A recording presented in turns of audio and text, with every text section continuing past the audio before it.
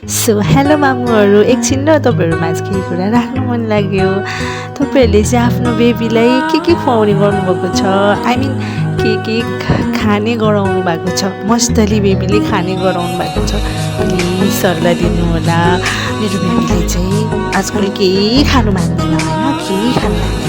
मैले चाहिँ उसको लागि भेजिटेबल हेल्थको लागि राम्रो हुन्छ अनि भेजिटेबलवाला खिचडी बनाइदिन्छु। यसरी सबै भेजिटेबल यो हरियो परियो आलु पोट्याटो सबै मिसाएर। त्यो पनि उसलाई रुच्दैन, नरुचेको के मन नपरेको क्या हो।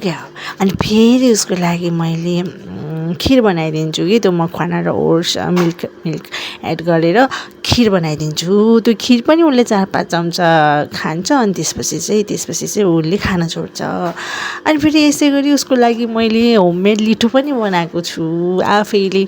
यस्तो गर्मीमा कति मेहनत गरेर आफैले बनाएको होममेड लिटो पनि मेरो छोरोले खाइदिँदैन। त्यसपछि मलाई टेन्सन पर्न जान्छ, नखाएपछि त बेबी कमजोर हुन्छ नै। अनि डक्टरकोमा सल्लाह लिँदा फेरि डक्टर साहबले के भन्नुहुन्छ, जबरजस्ती बेबीलाई नखुवाउनु भन्नुहुन्छ। अनि नखुवाएपछि त बेबी कमजोर हुन्छ नि त। अब डक्टर साहबको सल्लाह पनि मलाई अलिअलि ठिक लाग्यो, अलिअलि ठिक लागेन।